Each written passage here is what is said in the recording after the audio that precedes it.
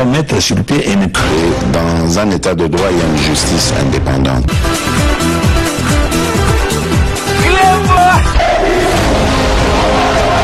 Ce n'est pas pour rien qu'il faut des conseils.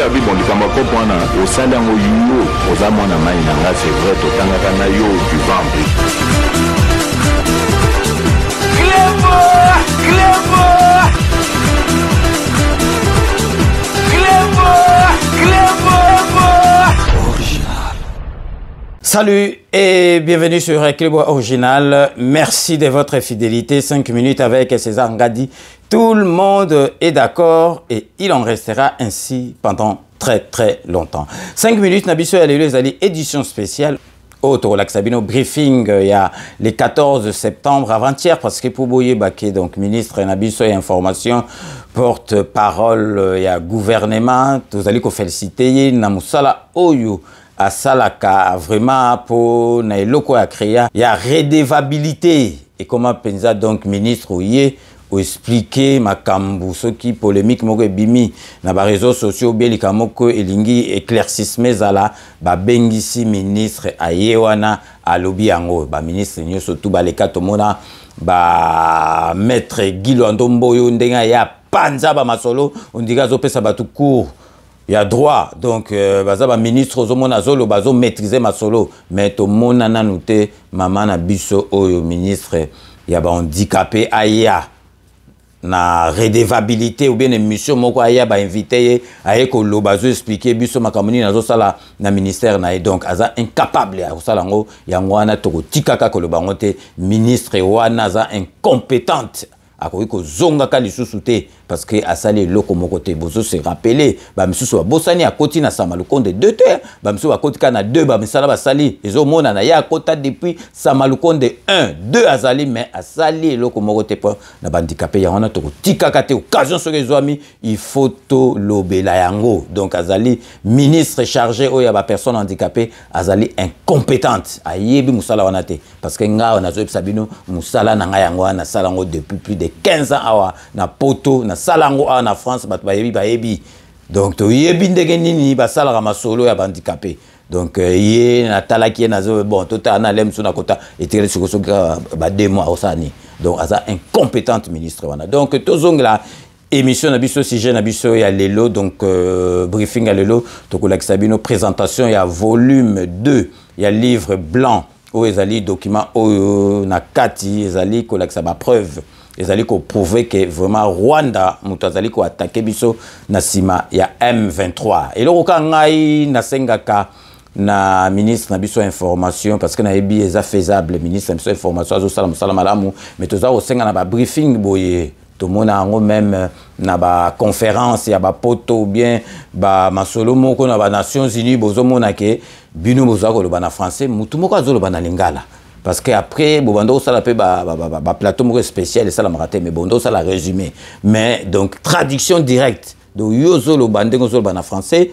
Donc na linga la paix mutumo zolo parce que bato belé au moins na ba Congo wana et tous les pays francophones mais bato belé so ba ba français ba 20h wana ya ba midi wana donc ba kangi ba kena ba monta soki ba série soki ba nini wana donc toujours senga penza na ministre na biso a étudier li solo wana traduction en direct donc na lingala mutumo azali koloba na lingala donc boyebi occasion yo surtout oyo tozoka na côté diplomatie to rêver saka Rwanda parce que tu sais que Kalaté donc président Fachako changer les Kagame donc diplomatie aussi là parce que a memi Tinasuka président na biso ke na maso na malembe alingaraté batu ba lobane a omoni yo mtoza fautif ya ngana zwaka tana ye tango beta kama sasi et ratakate donc le lo ezalaki donc na briefing à lelo Bogota les ali deuxième volume il y a livre babengi livre blanc donc bato ba belé na ba étranger ba yaki wana parce que zalaki loko moko penza ezali ko landa makasi parce que pour rappel boyebi que volume 1 il y a livre blanc et Salamaki na décembre 2022 bah présenté qui ont pe na télévision donc pour tragédie où ils ont vraiment humanitaire donc bah mindele ba te belé pe ba yaki ba représenter ba mboka et belé et yaki wana le lot donc les 14 et Salamaki siko volume 2 mais na koche la bino botala oyo et les kaki wana mais avant cela nazali kolakisa bino Bitakwira boyebi ministre asalana Kabila wana Bitakwira atikaki Kabila depuis kala donc azana franc parler parce que nga sekisanga parce que ayebi penza ko solola azali ko expliquer eloko ya condamna ki Kanambe pona masolo o etali armée parce que bato belé bakanisaka makambo oyo ya Rwanda président de la République muto abandi yango Faci Betoke président de la République azwe yoma wana ekokuta yango siko azosala tuke asilisa yango epuis mutu pe oyo akosilisa yoma wana ezaka président Faci bolanda bino moko Bitakwira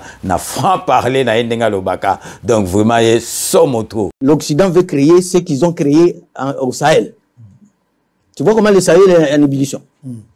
Ba occidentaux bazol balingi basala Congo ndenge basala Irak ndenge basala Libye.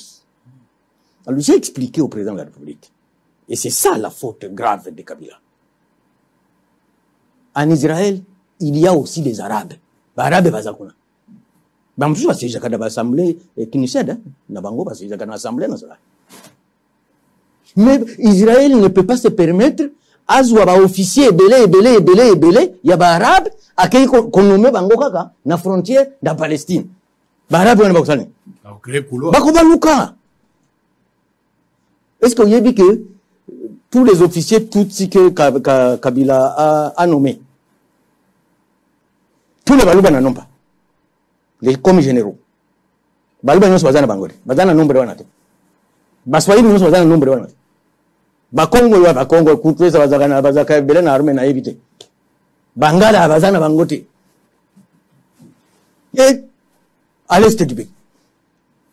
Est-ce qu'on y a dit que moi j'ai au moins 1 500 000 âmes, ma tribu. Et je ne suis pas sûr qu'ils soient en 60 000. Je ne suis pas sûr. Moi je n'ai aucun général dans l'armée du Congo. Peut-être vous n'avez pas envoyé beaucoup de personnes armées. Il faudra envoyer les gens à s'enrôler.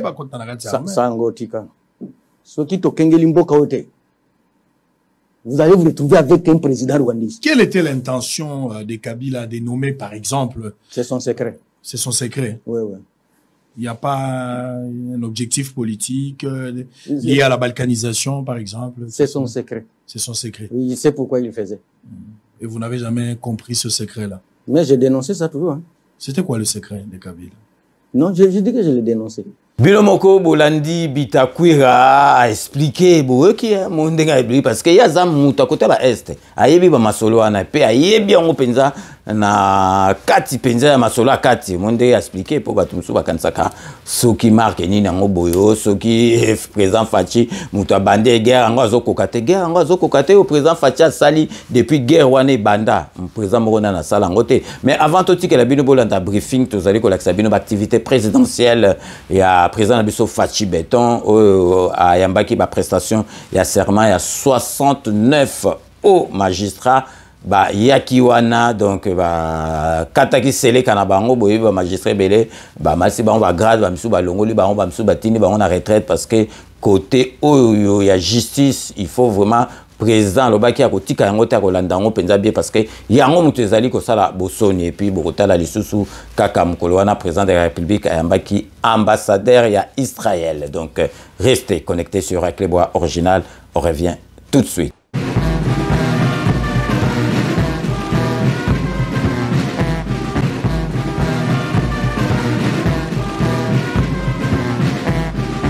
Les principales tenues sont aperçues dans la salle du congrès du Palais de la Nation. En bleu, ce sont les membres de la Cour constitutionnelle non concernés pour la cérémonie du jour. Et ceux en épitoge rouge sont des magistrats du siège et du parquet près la Cour de cassation et du Conseil d'État. Ils sont au total 69 hauts magistrats nommés dans une série d'ordonnances lues à la radio-télévision nationale congolaise le 15 août dernier, dans lesquelles le chef de l'État avait procédé à des nouvelles mises en place au sein de la magistrature. Certains magistrats avaient été promus, d'autres révoqués, mis à la retraite et plusieurs autres encore ont fait l'objet de démissions d'office. Plusieurs temps forts ont marqué cette cérémonie de prestation de serment. D'abord, la locution du conseiller principal du chef de l'État au collège politique et processus électoral, Maître Jacquemin Chabani, qui a circonscrit le contexte de l'événement du jour avant de procéder ensuite à la lecture des ordonnances portant organisation juridique en République démocratique du Congo. Dans l'ordre de préséance, d'abord, seul le président de la Cour de cassation qui prête serment devant le magistrat suprême. À sa suite, les présidents de la Cour de cassation, puis leurs conseillers, suivis des premiers avocats généraux près la Cour de cassation et leurs conseillers, ainsi que les présidents au Conseil d'État et leurs conseillers. La série sera clôturée par les premiers avocats généraux près la Cour de cassation et les avocats généraux près le Conseil d'État. Les heureux promus ont prêté serment devant le président de la République, Félix-Antoine Tshisekedi Tshilombo, conformément aux prescrits de la Constitution. Et les lois de la République démocratique du Congo et de remplir loyalement et fidèlement, avec honneur et dignité, les fonctions qui me sont confiées. Je prends acte de votre prestation de serment en qualité de conseiller au Conseil d'État. Mes très sincères félicitations. Cette cérémonie revêt un intérêt particulier car elle traduit la volonté du magistrat suprême de poursuivre les réformes au sein de l'appareil judiciaire congolais. En République démocratique du Congo, conformément à la constitution du pays, les magistrats sont nommés, promus et révoqués par le président de la République sur proposition du Conseil supérieur de la magistrature. Dans l'assistance, il y avait le Premier ministre chef du gouvernement, le président du Sénat, le vice-président de l'Assemblée nationale et les animateurs des différentes institutions de la République. Le président Félix-Antoine Tshisekedi a reçu en audience jeudi le nouvel ambassadeur de l'État d'Israël, Shimon Solomon, en marge de la prestation de serment des hauts magistrats. Je suis venu ici en visite et je suis également le nouvel ambassadeur en RDC. Nous avons une très bonne relation entre la RDC et Israël.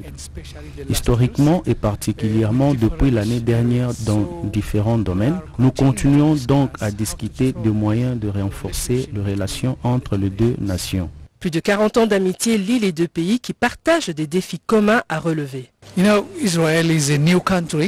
savez, Israël est un nouveau pays, petit pays avec énormément de défis. Pas d'eau, pas de pluie, le pays est à 60% désertique et nous avons beaucoup d'ennemis. Cette année, Israël a développé beaucoup de solutions technologiques pour l'agriculture et dans d'autres domaines.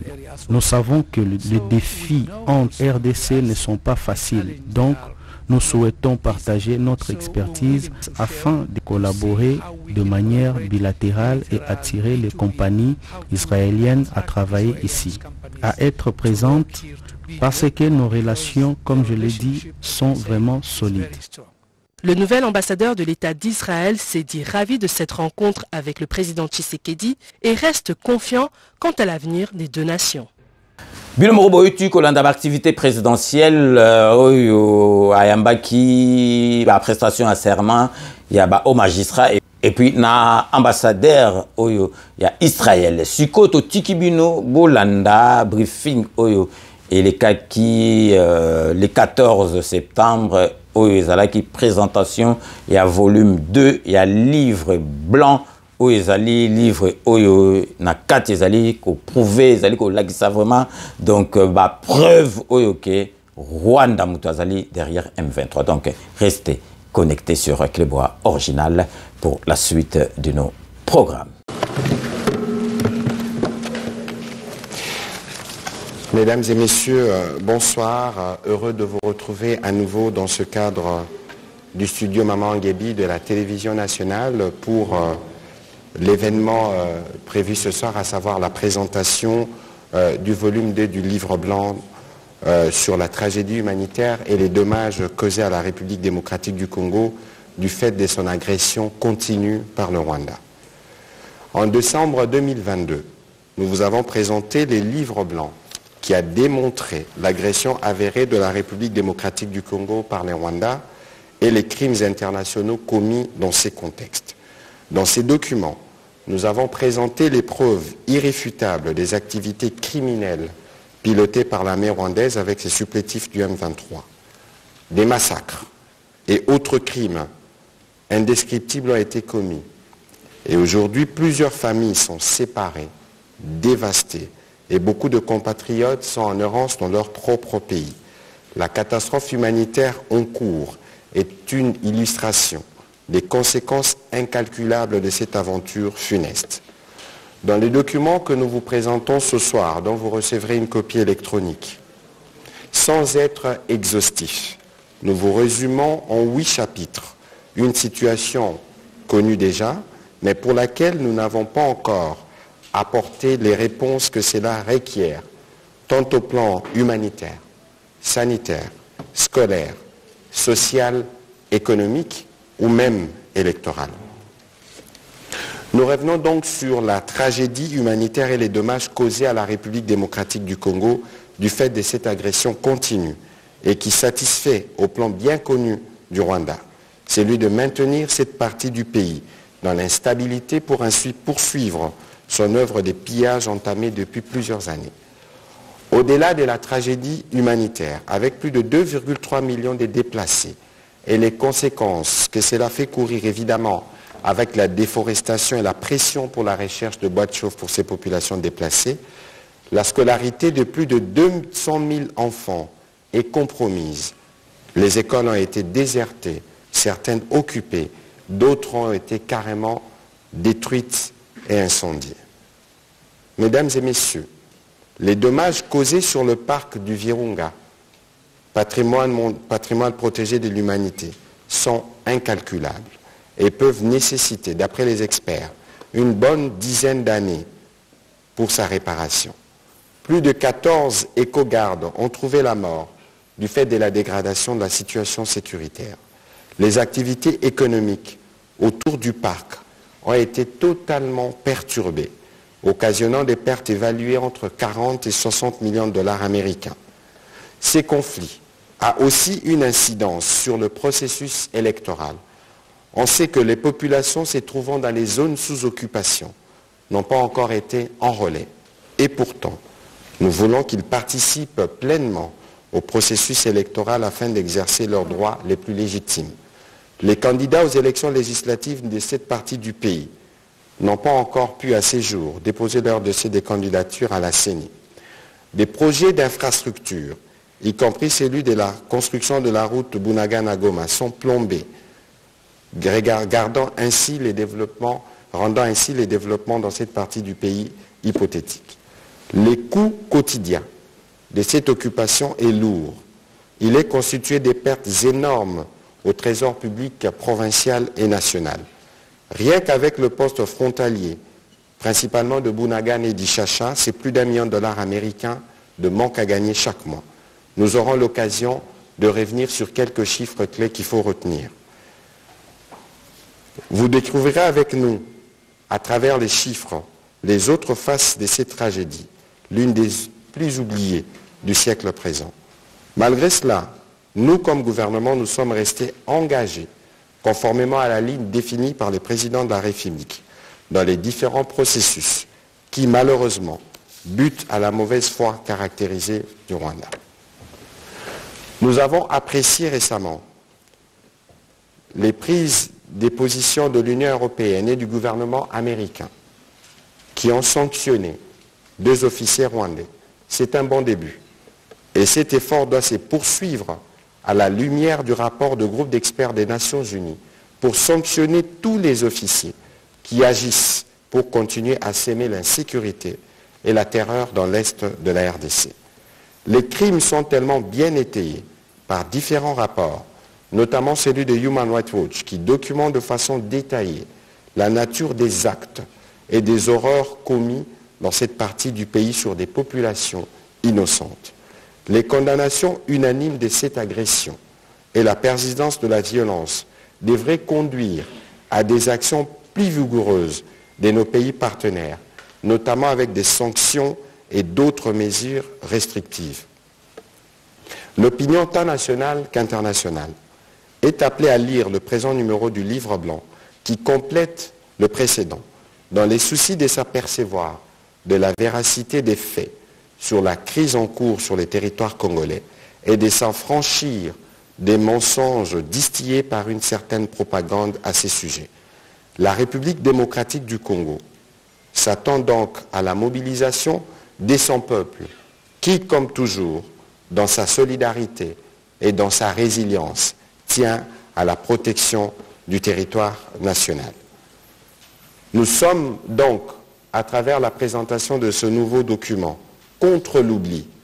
Nous ne pouvons pas oublier, pour nos frères décédés, pour nos compatriotes massacrés, toute cette horreur, et que ceci ne peut se terminer véritablement sans que la justice ne puisse sévir pour couper court à ces cycles infernaux de violence qui plombent l'essor de cette sous-région.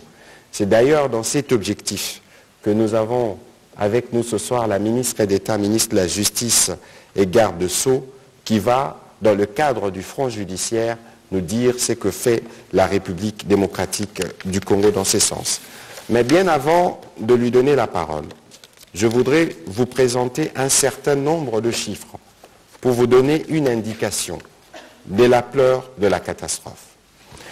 Nous avons, dans les territoires sous occupation du M23, 357 écoles, 247 écoles plutôt, qui ont été détruites et incendiées. On peut revenir sur le tableau précédent, s'il vous plaît.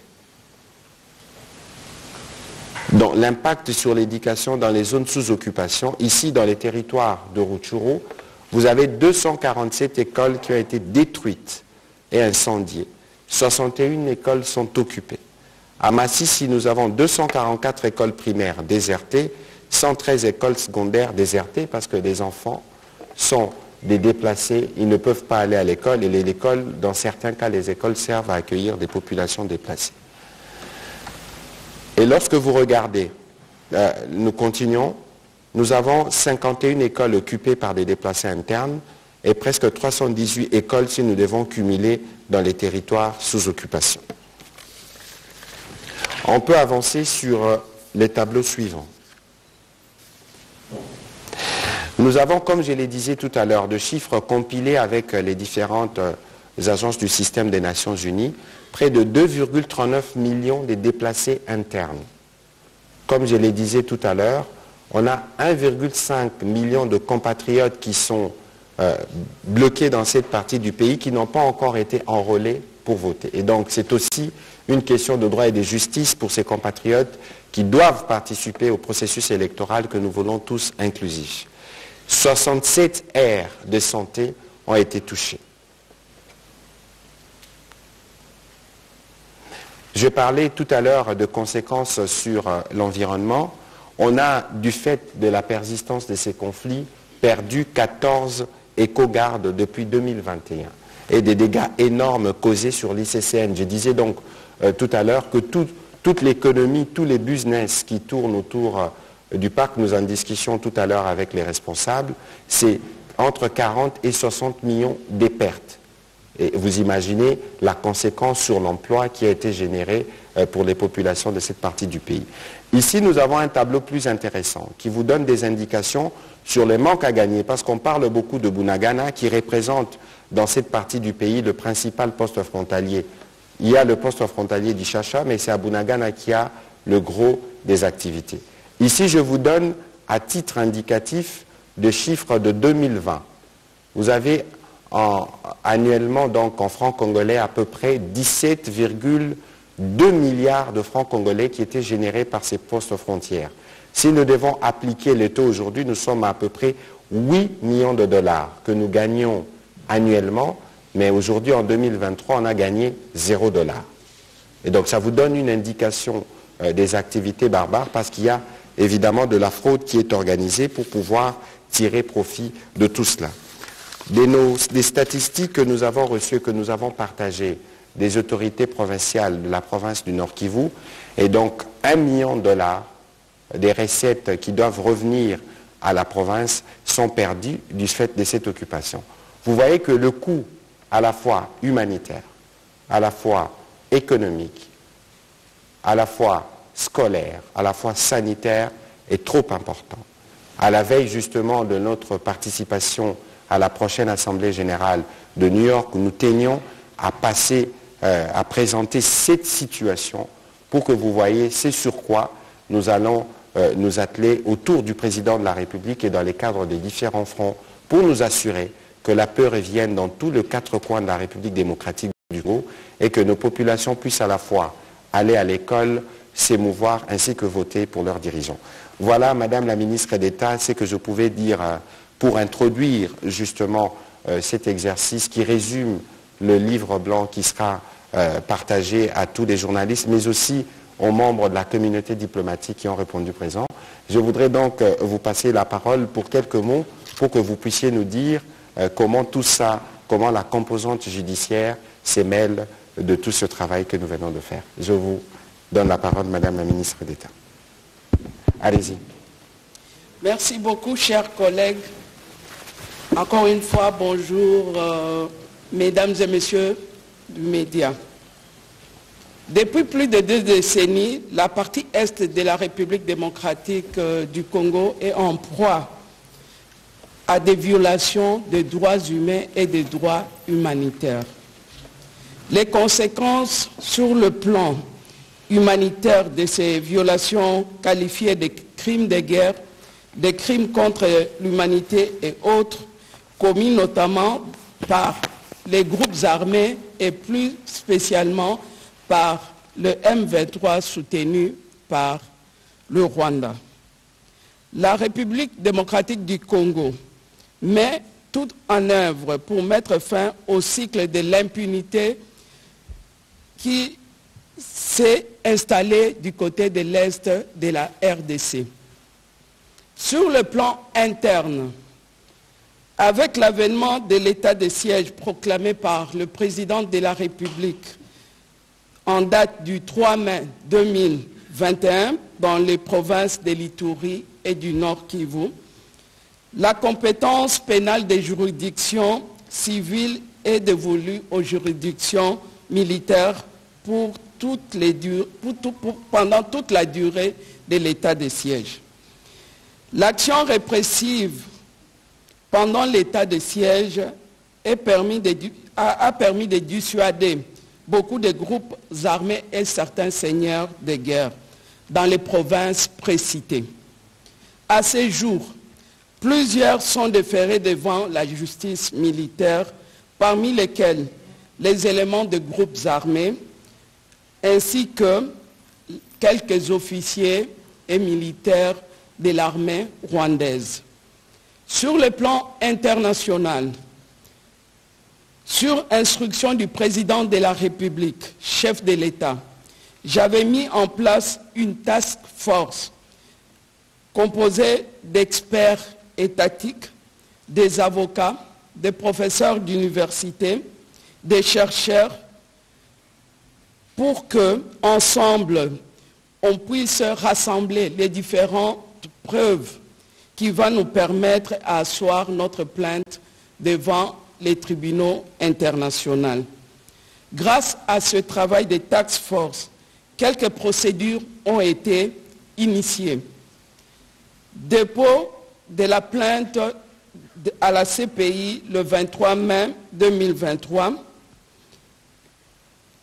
une plainte à la Cour pénale internationale contre les auteurs des crimes de guerre, des crimes contre l'humanité et autres commis notamment par les éléments des forces armées du Rwanda qui opèrent sur les territoires congolais sous couvert du M23.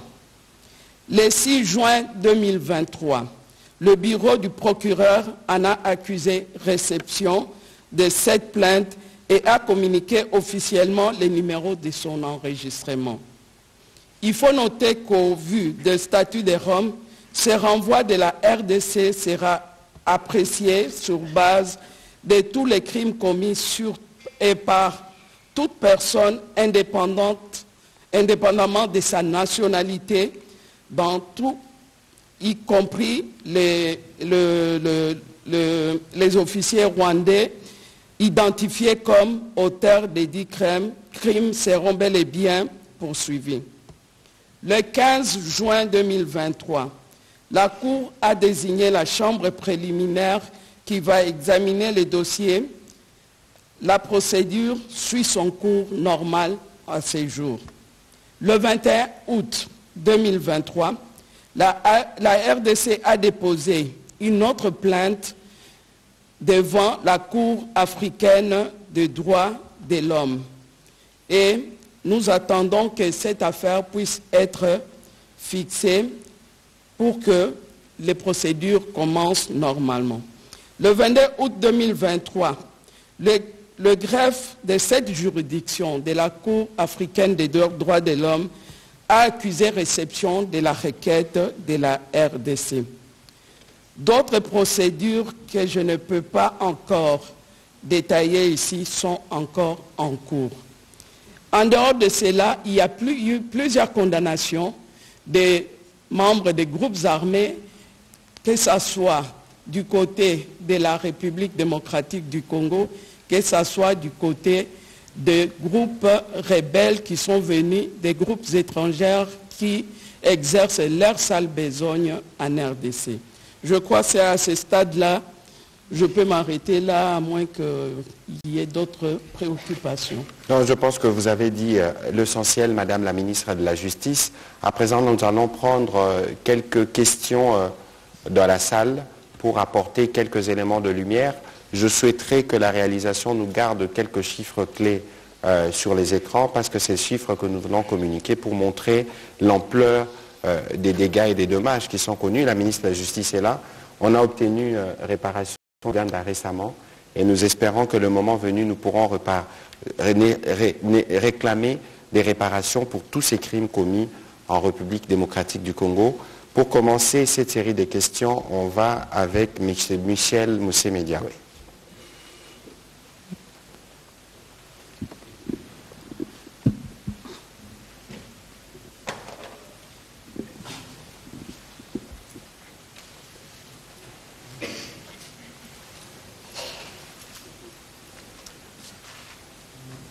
Merci, messieurs et madame les ministres. De mémoire de citoyens, je crois que ce n'est pas le premier livre blanc qui est publié sur cette question de l'agression rwandaise. À l'époque, on parlait de l'agression rwando-burundais-ougandaise. Ma première question, quelle est la force juridique d'un document comme celui-ci vis-à-vis des tiers internationaux? Deuxièmement, à qui il est destiné ce livre blanc? Et est-ce que vous ne pensez pas qu'il faille faire participer l'opinion nationale de manière abondante à l'appropriation de ces livres blancs pour que l'opinion nationale sache de quoi il s'agit? Parce que nous avons vu des chiffres effrayants. Nous-mêmes, les journalistes qui sommes censés être plus ou moins au fait, nous sommes surpris devant ce genre de chiffres. Est-ce que vous avez un plan de vulgarisation de ce livre blanc? Merci. Merci pour la question, elle est pertinente. On pourra évidemment, Madame la ministre de la Justice, qui a fait ses armes dans la société civile, c'est mieux que moi ce que veut dire un livre blanc, des documents de plaidoyer, elle pourra en dire quelques mots à propos. Mais pourquoi nous le faisons? Nous le faisons parce que nous sommes contre l'oubli. Et généralement, les faits d'actualité se succèdent, les jours passent, les années passent, et ça fait 30 ans qu'on en parle, et parfois on oublie. Les événements sont tellement dramatiques que nous avons choisi que pour l'histoire, pour aujourd'hui et pour demain, nos enfants doivent être au courant. Il y a des chercheurs qui travaillent sur la République démocratique du Congo. Interrogez-vous pourquoi régulièrement vous avez par exemple un rapport des experts du groupe des Nations Unies. Nous le faisons parce qu'il y a besoin de documenter notre histoire, de l'écrire, mais aussi, et c'est l'essence même de cet exercice, d'informer nos populations pour qu'ils puissent être pleinement informés de ce qui se passe et qu'ils comprennent la stratégie du gouvernement qui vise principalement, pour la question concernée par ces livres blancs, non seulement de démontrer les crimes qui sont commis, mais de susciter aussi le réveil au sein de nos compatriotes, parce que ça fait 30 ans que ça dure, et s'il n'y avait pas une réponse unanime nationale, peut-être que ces pays ne seraient pas dans l'état dans lequel il est. Je ne veux pas rentrer dans les débats de ceux qui parlent de balkanisation, mais il y a un véritable sentiment de réveil et de patriotisme. Nous commençons par vous et nous comptons sur vous. Parce qu'après, vous aurez l'occasion d'avoir accès au livre, vous en parlerez. Et j'espère que cela fera l'objet des débats. Je l'ai dit tout à l'heure, ce n'est pas un document qui est exhaustif. Il y a tellement de choses qui se passent, mais on a voulu sérier les principaux cas pour permettre notamment, justement, à ma collègue de la justice d'avoir un document de plaidoyer. On a eu la question, peut-être qu'elle en parlera mieux que moi, l'exemple de l'Ouganda, où on n'a pas été en mesure d'étayer. C'est pourquoi nous sollicitions des réclamations, 360 millions de dollars, pour des préjudices causés par les guerres d'il y a quelques années, ne représentent peut-être pas les 10% de ce qu'on aurait pu exiger, justement parce qu'on n'a pas pu les documenter. Voilà ce que je peux dire pour commencer. Peut-être que la ministre d'État pourra faire un petit complément. Non, comme vous l'avez dit, le livre blanc, c'est un document de plaidoyer. C'est vrai, on va sur plusieurs fronts. Il y a le front diplomatique, il y a le front judiciaire, mais il y a aussi le plaidoyer qu'on doit faire, puisqu'on doit faire passer le message à tous les niveaux. Dans ces livres, on essaye de délister certains crimes qui sont commis dans les conflits armés. Et cela nous permettra, au moment opportun, d'avoir certaines preuves, certaines preuves qui peuvent nous avancer pour asseoir les différentes plaintes que nous avons déposées au niveau des différentes juridictions. Les documents importants, et du moment qu'on les publie, il est à la portée de toute la population. Et que chacun de nous a le droit d'en parler et de faire passer le message pour pouvoir porter la voix de la RDC. Voilà, on va prendre la prochaine question de M. Kiban Bichintois.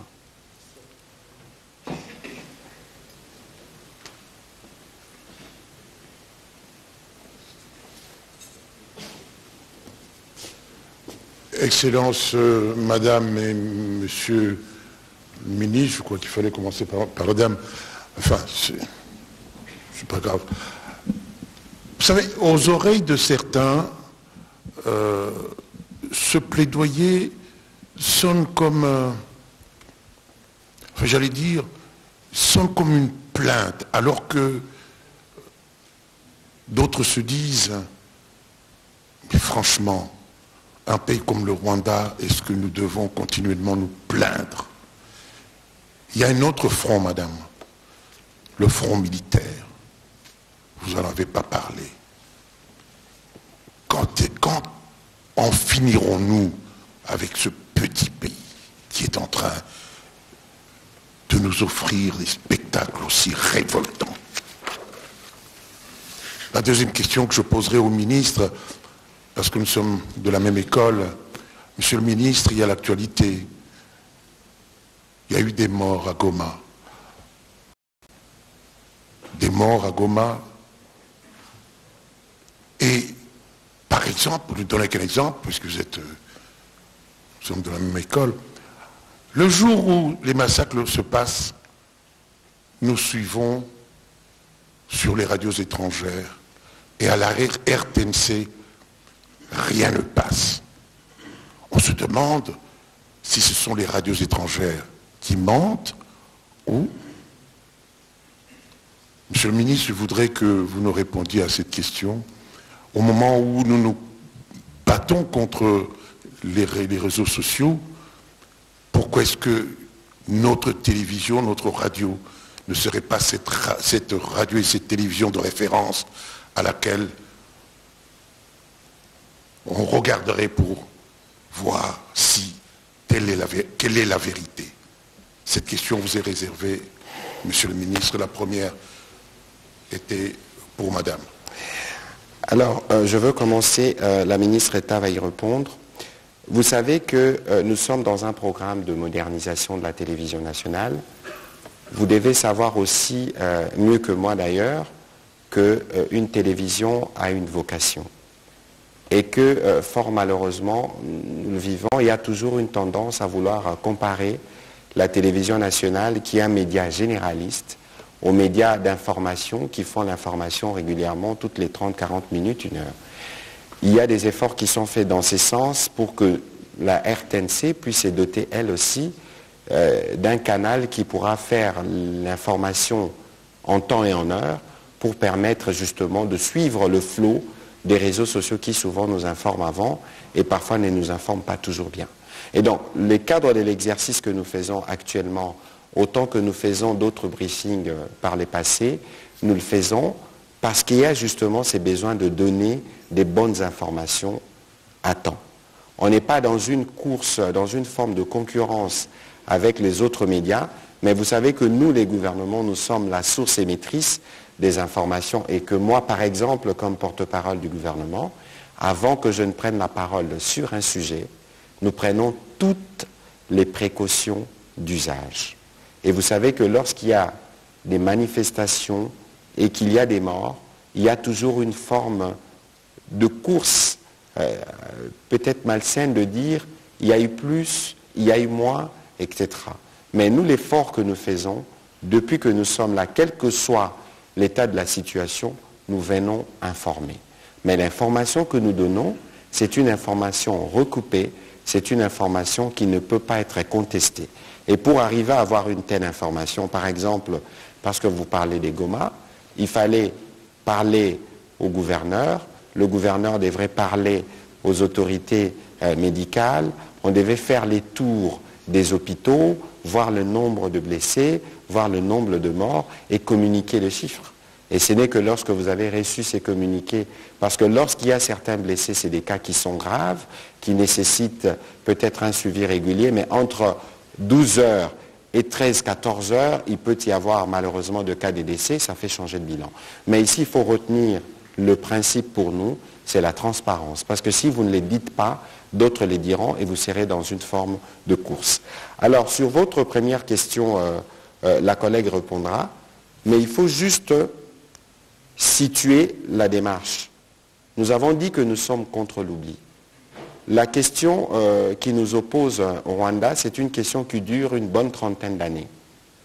Et c'est une question qui nous impose plusieurs défis, notamment des défis dont je ne pourrais pas revenir ici, qui sont liés à l'existence même de l'État. Parce que l'État a été fragilisé, et c'est justement cette perpétuation de la violence, c'est la fragilisation de l'État pour continuer des œuvres de pillage. Mais autour du président de la République, nous travaillons sur 5 fronts. Il y a les fronts médiatiques, et d'ailleurs, vous voyez que la campagne de l'autre côté s'est mise en branle avec des tentatives, des ménages ou des décrédibilisations, mais nous ne sommes pas encore au 10e de ce que nous allons faire. Il y a le front médiatique, il y a le front économique, il y a le front judiciaire, il y a le front militaire, il y a le front diplomatique. Et tous ces fronts se complètent. Et donc, lorsque le front militaire intervient, vous conviendrez avec moi que c'est le front qui fait le plus de dégâts. Parce que nous avons déjà chez nous une situation humanitaire qui est celle-là. Et donc c'est une option qui, lorsqu'on a commencé les efforts sur le front diplomatique, on a dit on fait cesser le feu, on met de côté. Mais cela ne veut pas dire que nous, comme gouvernement autour du commandant suprême, nous ne travaillons pas parce que nous savons que la sécurité ou la défense de notre territoire ne peut être assurée que par nos FARDC. Et de ces côtés-là, il y a un travail qui est en cours. Le front judiciaire, parce que justement, s'il n'y a pas de justice, il n'y a pas de garantie de non-répétition de cette violence. Lorsque vous regardez les individus qui, pour la plupart, se recyclent, on sait où ils se cachent et on sait où ils reviennent, c'est parce qu'il n'y a jamais véritablement eu de sanctions. Le président de la République, la Mineta, laissez mieux que moi parler d'un tribunal spécial pour que finalement on arrive à juger tous ces mondes-là. Le front économique, vous avez vu, nous avons présenté la situation, on n'en a pas parlé parce que cela ne fait pas l'objet du champ qu'on a voulu délimiter, mais il y a la réponse économique qui est donnée notamment à travers l'initiative Primera qui a été longuement expliquée par le ministre des Finances parce qu'il faut couper court à tous les circuits d'approvisionnement du Rwanda qui veut être producteur d'or et de coltan sans l'avoir dans son sous-sol. On sait d'où ça vient. Et la stratégie médiatique sur laquelle nous travaillons. Donc vous comprenez que tous les fronts s'intercomplètent. Ça ne veut pas dire que lorsqu'on fait de la diplomatie, qu'on ne peut pas aller sur le front militaire. Non, il ne faut pas considérer les choses de cette manière. Il faut considérer que nous sommes dans un processus général, nous sommes dans un concert des nations et que les solutions militaires sont les solutions qui causent toujours plus de drames, même si pour nous ça reste une des options, mais nous privilégions le front diplomatique. Madame la ministre d'État. Je suis convaincu, si la ministre veut compléter, je suis convaincu déjà par ce que vous venez de dire. Alors, mais si la ministre veut... Il est tellement bavard qu'il a ramassé tout ce que je voudrais dire. Mais vous avez quand même à dire. Je peux ajouter que ça ne nous empêche pas de faire le plaidoyer et de faire passer le message à travers le monde par un tel document comme nous l'avons présenté aujourd'hui. Et ça n'empêche pas non plus, comme l'a dit le collègue Mouyaya, pour que l'armée puisse s'organiser et soit responsable sur terrain. N'oubliez pas que la RDC est respectuée des différents accords qu'elle a signés. Et que ce qui se passe actuellement, c'est puisqu'il y a des accords au niveau de l'Angola, de Luanda et au niveau de Nairobi qui demandent à ce qu'il y ait cessé le feu. Mais il arrivera, cela n'empêche pas que notre armée puisse faire son travail sur terrain. Je crois dernièrement, vous avez suivi, il y a eu une réaction très vive de notre armée du côté de l'Est là-bas, au Nord Kivu. Et je peux vous rassurer qu'avec le recrutement, avec le travail qui s'est fait actuellement sur terrain, je crois qu'on pourra parler, on pourra écrire une autre histoire, comme l'a dit le collègue Mouyaya. Le narratif va changer un jour. Merci. Voilà, merci beaucoup. On va prendre la question de Willy Kalengai.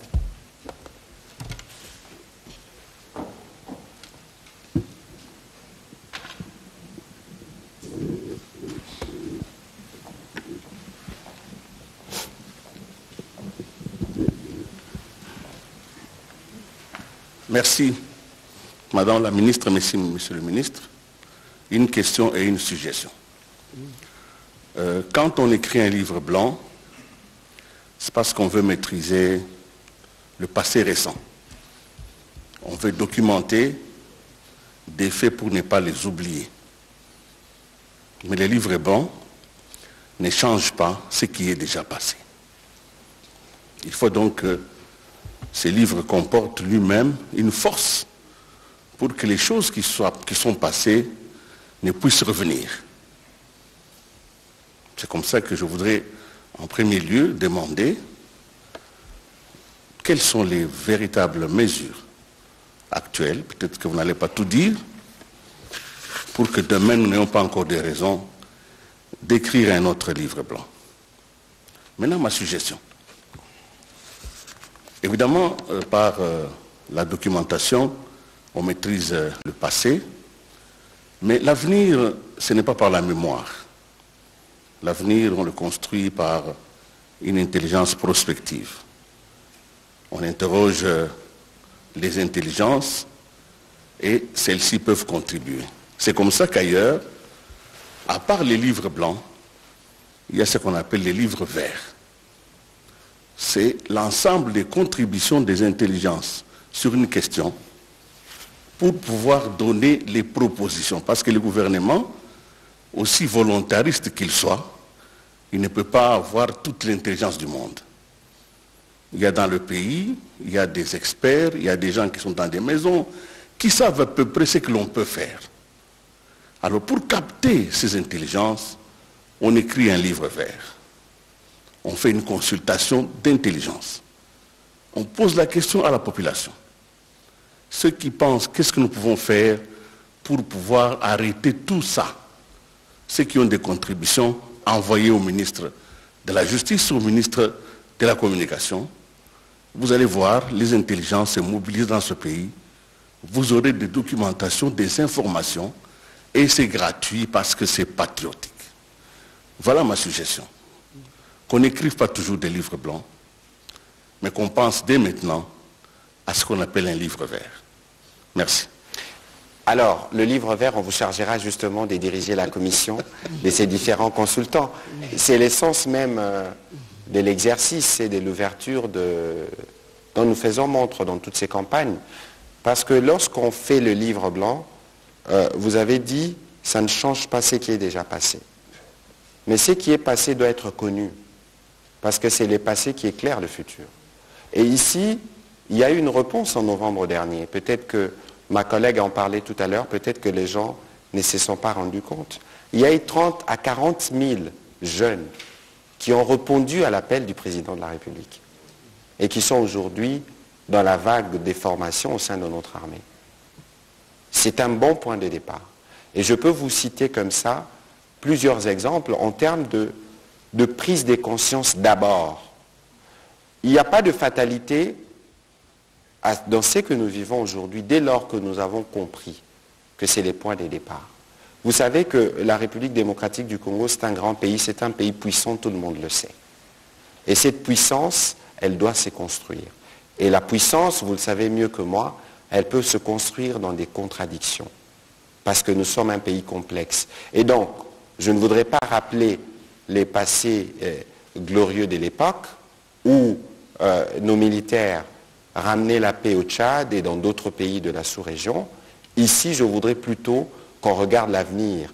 Et l'avenir, avec le président Tshisekedi, on a placé des fondations comme on n'en a jamais placé dans les secteurs de la défense. Il y a une loi de programmation. Je vois l'honorable Mounoubo dans la salle, l'honorable Njoli dans la salle. Ils sont de la commission de défense. Ils savent ce que veut dire une loi de programmation. Ce n'est que de cette manière qu'on peut véritablement assurer la montée en puissance de nos forces armées. Mais bien au-delà, il y a une initiative qui est passée au gouvernement et qui est arrivée, ce qu'on appelle réserve, la réserve de l'armée. Parce qu'aujourd'hui, il y a beaucoup de compatriotes qui s'élèvent d'eux-mêmes pour assurer la défense du territoire.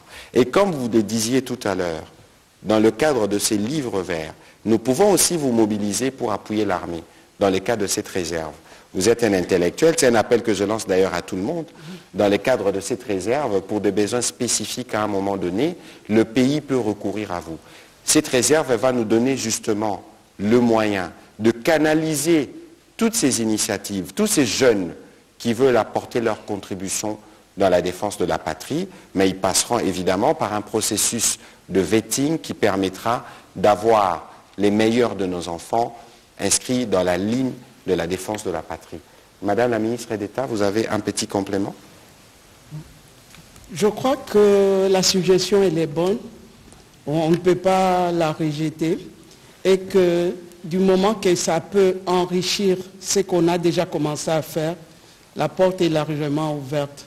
Et qu'on pourra approfondir cela quand, au moment venu, on va approcher Willy Kalengai, ouais, il est le premier pour nous donner plus de détails.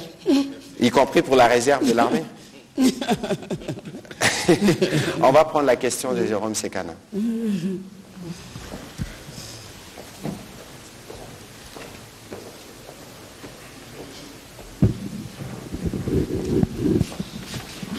Merci pour la parole, Excellence. J'ai une observation et deux petites questions. Nous étions fiers, Monsieur le ministre, lorsque vous nous aviez mobilisés il y a quelques mois pour que nous puissions prendre part à la campagne Bendele-Kouyate. La guerre n'est pas finie à l'Est, Monsieur le ministre. Et nous devons nous battre, nous devons continuer à nous battre. Mais apparemment, la campagne Bendele-Kouyate a pris du plomb dans l'aile. Qu'est-ce qui se passe? Parce que vous n'avez pas continué. Non, bien sûr, il faut une certaine impulsion du gouvernement. Il faut une certaine impulsion du gouvernement.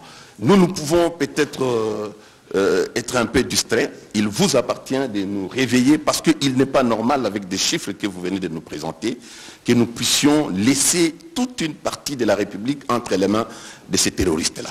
Ce n'est pas normal. Ça fait très mal. Ma fibre patriotique est en train de subir un coup. Donc, je voudrais que vous puissiez redonner du punch à cette campagne de Bendele-Kouyate. Et dans le même ordre d'idées, nous savons très bien que notre armée monte en puissance. Il y a 40 000 qui sont en formation, dont des troupes. Nous avons acquis des équipements. Mais curieusement, nous avons vu la reconduction du mandat de troupes de East African Community. On n'a pas compris.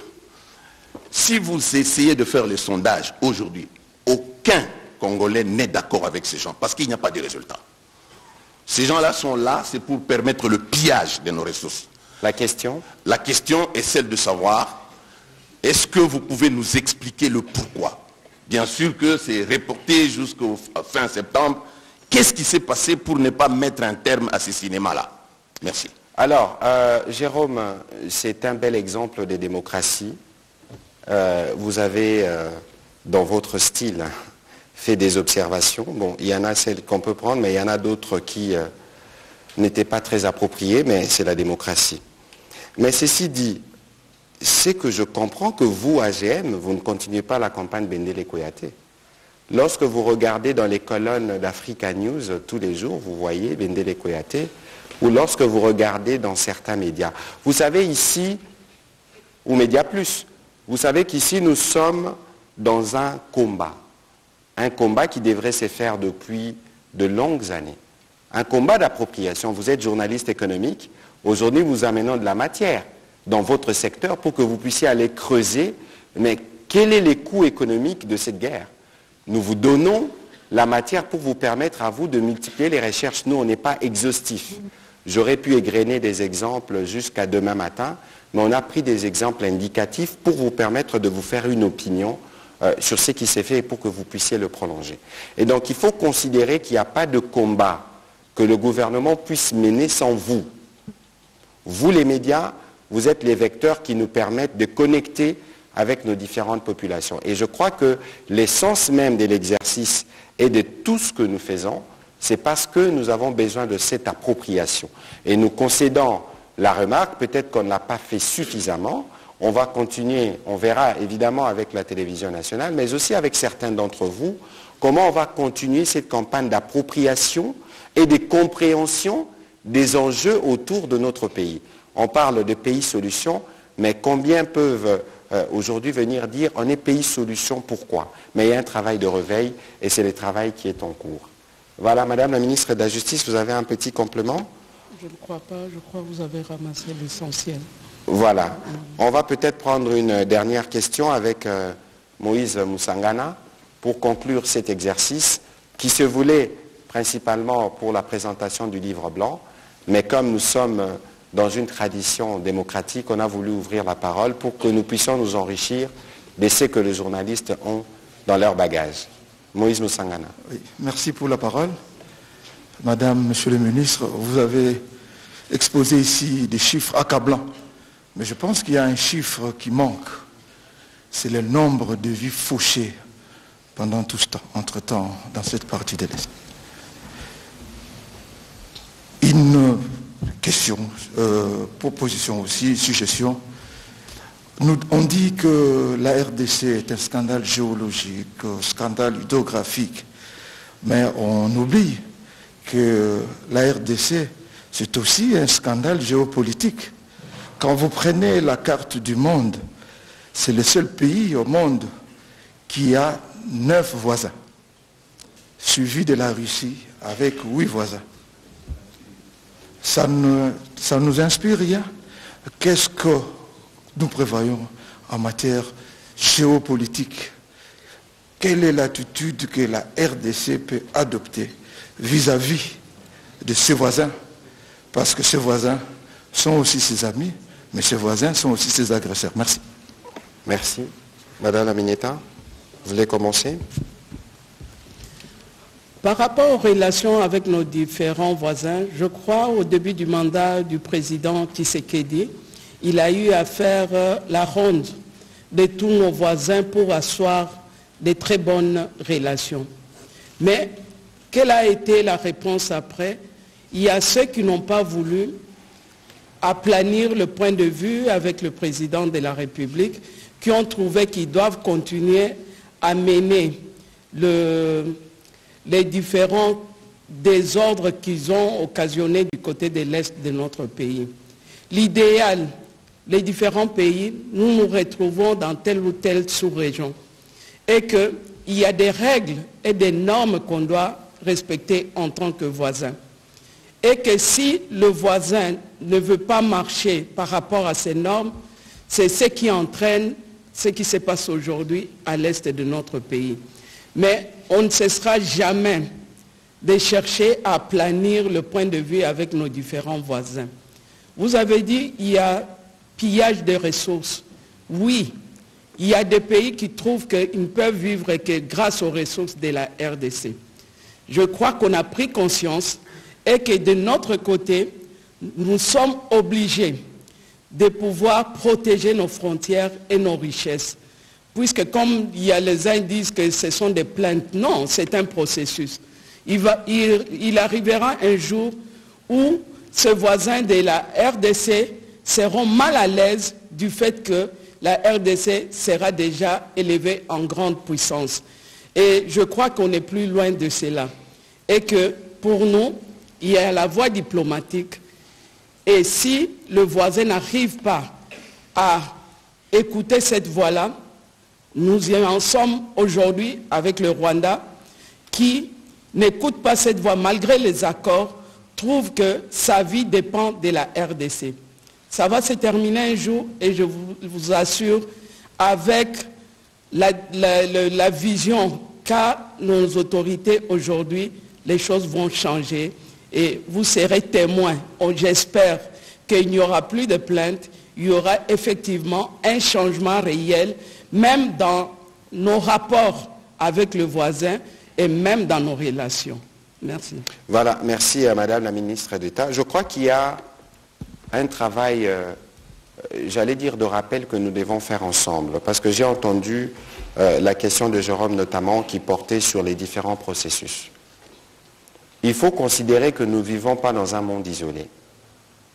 Comme Moïse l'a si bien rappelé, nous sommes au milieu de 9 pays.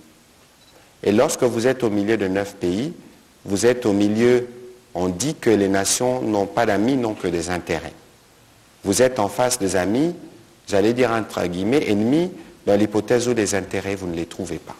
Il faut arriver à les construire. Le problème de la sécurité dans l'Est de la République démocratique du Congo est un problème vieux de 30 ans. On ne va pas revenir dire que c'est du fait de l'héritage, parce que nous assumons le pays dans l'état dans lequel on l'a trouvé. Mais lorsque vous avez une complexité, notamment avec les faisceaux de groupes armés, je veux vous donner quelques exemples, cela vous impose de trouver des solutions avec les autres. Les ADF sont-ils congolais? C'est principalement un mouvement terroriste ougandais. Nous sommes des pays frontaliers. Comment pensez-vous qu'on puisse trouver une réponse à cette situation sans que nous ne puissions travailler avec l'Ouganda? Nous avons la question des FDLR avec les Rwandais. Les FDLR, c'est des Rwandais qui doivent retourner au Rwanda. Quelles que soient les vociférations du gouvernement rwandais, mais les FDLR, ce n'est pas des Congolais. Ils tuent des Congolais, ils doivent rentrer chez eux. Et donc, lorsqu'il faut régler ces problèmes, vous devez le regarder avec les Rwandais. Même si on les combat, vous allez combattre des gens qui vous disent « nous, on ne veut pas nous battre », mais on les met dans des bus, on les ramène au Rwanda, comme nous avons déjà fait plus d'une fois sous la présidence du président Tshisekedi. Et donc, lorsque vous avez des problèmes de sécurité de ce type, qui vous imposent d'y travailler en collaboration, parce qu'on est interdépendant du point de vue de la sécurité, ce n'est pas de la faiblesse, c'est être réaliste. Alors, les problèmes de la RDC ont été regardés, ont été scrutés. On s'est dit qu'il y a des embranchements régionaux. Dans la suite de notre adhésion à la communauté d'Afrique de l'Est, il y a eu un besoin de régler les problèmes. Ça risque d'être long si je dois vous rappeler les processus politiques autour du président Kenyatta avec tous les groupes armés et les processus diplomatiques autour du président Lorenzo avec toutes les rencontres qu'il y a déjà eu. Nous revenons un peu sur toutes ces différentes rencontres dans les livres blancs pour vous indiquer la voie de comment on a évolué. Et donc, quels que soient les cas de figure, nous ne pouvons pas trouver les solutions aux problèmes de l'Est de la RDC sans les faire avec les voisins. Nous sommes d'accord avec vous, et je pense que le président de la République lui-même est le premier à les dire, à faire des observations, à critiquer la force régionale parce qu'elle ne délivre pas suivant le mandat qui était le sien. Mais nous sommes engagés dans un processus diplomatique qui a ses codes. Aujourd'hui, nous avons les grands débats parce que nous pensons que la MONUSCO doit finir, dans le processus de retrait de la MONUSCO doit se terminer au 31 décembre. Mais beaucoup, au sein de la classe politique, disent qu'il ne faut pas, c'est prématuré. Mais à quel moment ça va se faire? Surtout lorsque les populations et les derniers incidents des Goma ont été principalement dus au fait que certains compatriotes ont pensé qu'il fallait encore s'élever contre la MONUSCO, alors que nous, on a le devoir de les protéger. Nous sommes engagés dans un processus qui va aboutir par les débuts de retrait, et puis plus tard le retrait de la MONUSCO. Autant nous les ferons avec la force régionale, parce qu'il y a des mécanismes d'évaluation qui sont prévus.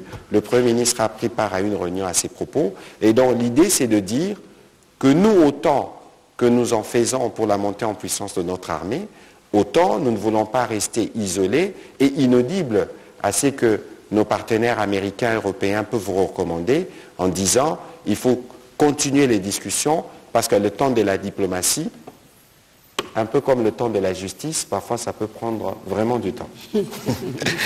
Voilà, je pense que c'est sur ces mots qu'on va terminer cet exercice. Oui, M. Kileba, une dernière question alors, s'il vous plaît. J'espère qu'il n'y aura pas de suggestions. Auquel cas, il faut les faire sur papier.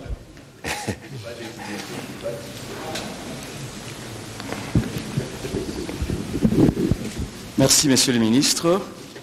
Les livres blancs de la presse congolaise écrits en ce jour nous indiquent qu'un journaliste est allé à Makala. C'est Stani Boujakera. Vous êtes le ministre de tutelle. Il y a votre collègue de la justice. Et nous sommes heureux, nous, d'avoir bénéficié d'une loi qui a repoussé un peu les limites de la répression, mais là, ce soir, nous ne sommes pas heureux. Et messieurs et madame les ministres, est-ce que les journalistes doivent continuer à aller en prison pour ce qu'ils disent ou ce qu'ils écrivent? Merci. Alors, vous faites bien, Cyril, d'atterrir sur cette question. Je crois que c'est une question sur laquelle nous avons beaucoup discuté, vous et moi. D'abord, le regret que vous avez, moi-même, je l'ai aussi. Peut-être moi plus que vous. Parce que depuis que nous sommes arrivés à la tête de ces ministères, avec l'accompagnement d'ailleurs, hier nous étions en commission, et c'est Madame la ministre de la Justice qui a présidé la commission, où nous discutions du projet de texte sur les statuts des journalistes, comme nous en avons convenu aux États généraux de la communication et des médias. Et donc ce n'est pas une bonne nouvelle qu'un journaliste aille en prison.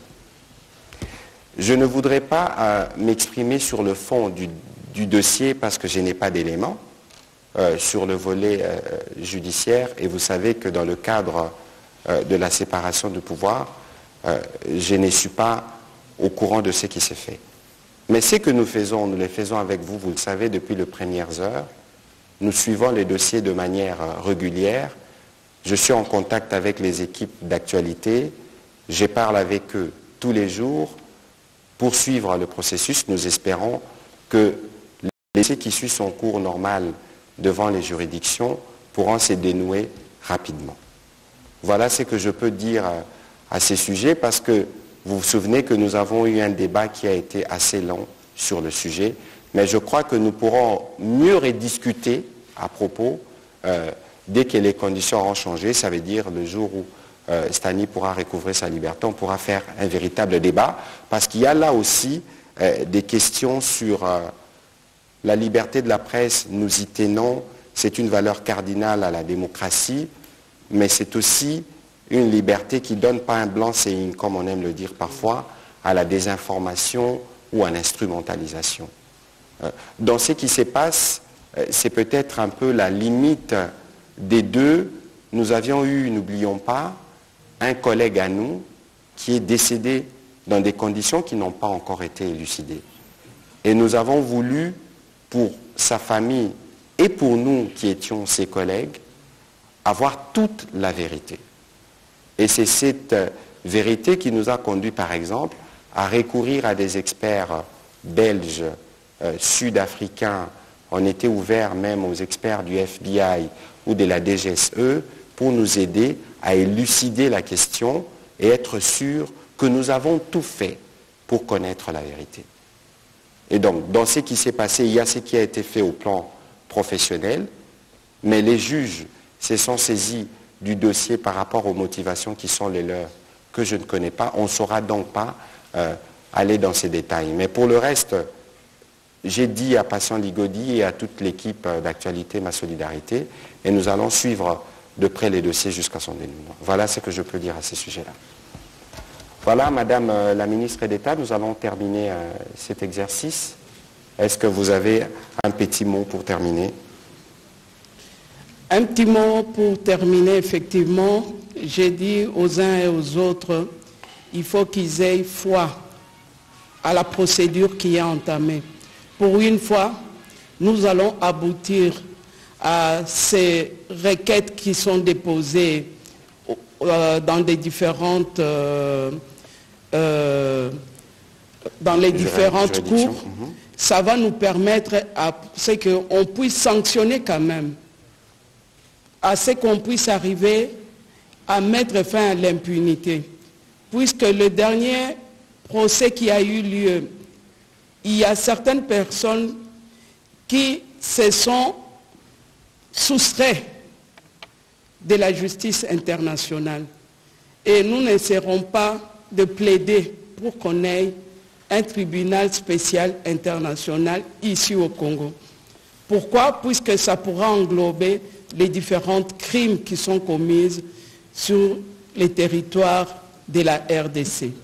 Je crois que c'est les derniers mots et nous suivrons de près toutes ces procédures-là et les jours à venir pourront nous donner plus d'éclaircissements et plus d'éléments par rapport à l'évolution de la justice internationale.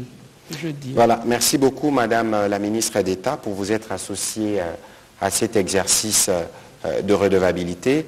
Ce soir, nous avons voulu vous présenter, je disais tout à l'heure que vous les recevrez par voie électronique, le livre blanc qui permet de revenir sur la tragédie humanitaire et des dommages causés à la République démocratique du Congo, dans les soucis justement de faire ce réveil pour que les uns et les autres comprennent véritablement les enjeux et la nécessité pour nous de nous mobiliser autour du président de la République pour travailler à la résolution du problème dans l'Est de la RDC et ce de manière définitive. Je remercie les membres de la communauté diplomatique qui ont fait les déplacements de ces studios. Je remercie les différents députés nationaux et les collègues du gouvernement qui sont présents dans la salle, mais aussi le gouverneur du Nord Kivu, pour votre participation à cet exercice de redevabilité. On va peut-être prendre rendez-vous pour les livres verts. Willy Kalengai, vous pouvez prendre Jérôme Sekana qui fera l'économie, vous pourrez prendre Moussé Mediawe qui fera l'anthropologie, et vous allez nous amener un document que nous pourrons présenter en direct, pourquoi pas. Ce sera la contribution des journalistes congolais et qui sont disponibles pour la réserve. Pour la réserve, mon général, il y a des gens qui sont disponibles et donc nous serons heureux de vous accueillir dans les cas du combat pour la défense de la patrie. Merci et bonne soirée chez vous.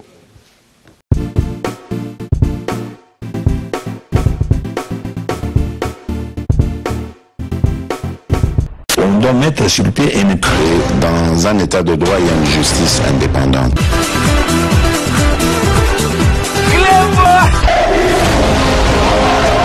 Ce n'est pas pour rien qu'il faut déconstruire. C'est vrai,